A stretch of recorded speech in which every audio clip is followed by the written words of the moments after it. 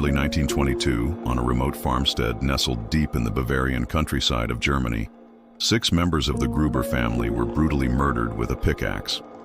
The case is infamous not only for its gruesome nature, but for the eerie, unexplained events that preceded the murders and the strange behavior of the killer after the crime was committed. Who is responsible for this horrifying massacre? Why did the killer remain on the farm for days after? And what secrets did this isolated farm hide?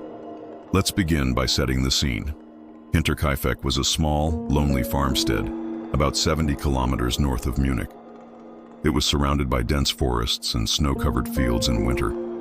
The Gruber family who lived there led a quiet, self-sufficient rural life, cut off from the nearby villages by distance and harsh weather.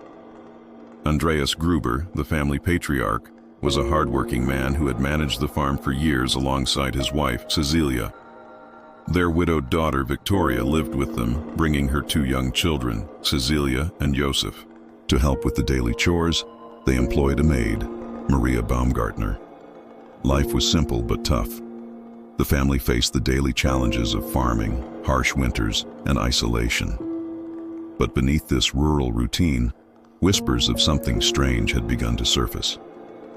In the weeks before the murders, Andreas had reportedly discovered footprints in the snow leading to the farm. But strangely, no footprints leading away. These footprints were large and unfamiliar, suggesting someone had approached the farm stealthily and remained nearby. Additionally, strange noises were heard coming from the attic, though the family had no attic access, leading some to speculate that someone may have been hiding there. Victoria confided in a neighbor that she felt uneasy, as though someone was watching the house. The family's food stores and feed for the animals were found disturbed and partly stolen. The tension was palpable, but no one could explain what was happening. On March 31st, 1922, an unexpected event occurred. The maid Maria abruptly quit her job and left the farm. She later explained that she no longer felt safe there.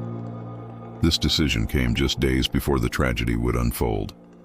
The last confirmed sighting of the family was on March 31st. By April 4th, concern had grown in the nearby village as none of the family had been seen, nor had Victoria collected her children from school. A neighbor went to check on the family, and what he found was a scene of unimaginable horror. All 6 occupants of the farm had been murdered in a brutal fashion. The weapon was a pickaxe, which was found at the scene covered in blood. The bodies were scattered throughout the house and barn, some in the living room, some in the barn, and some even found buried in the snow outside. What shocked investigators most was the evidence that the killer had remained on the farm for several days after committing the murders. Food had been eaten, livestock cared for, and footprints indicated movement within and around the farm. This bizarre behavior suggested a level of control or obsession that baffled those working the case. The investigation into the Hinterkaifeck murders began immediately, but it was plagued by confusion and conflicting testimonies. The police interviewed neighbors, relatives, and acquaintances, but no one could provide a solid lead. One suspect was Lorenz Schlittenbauer, Victoria's estranged father-in-law. He had a complicated relationship with the family and had visited the farm shortly before the murders, but there was no conclusive evidence linking him to the crime. Others suspected the murders were the result of a family feud, as some of the family members had contentious relationships with relatives and neighbors. Yet, none of these theories fully explained the brutal and coordinated nature of the attack. Theories about the identity and motive of the killer range widely. Some propose a mentally unstable drifter who had been hiding in the attic. Others suggest revenge or jealousy as driving factors. A few even speculate the involvement of supernatural forces due to the strange noises and eerie atmosphere reported by those nearby. Despite numerous investigations over the years, including recent forensic analyses, the Hinterkaifeck murders remain unsolved.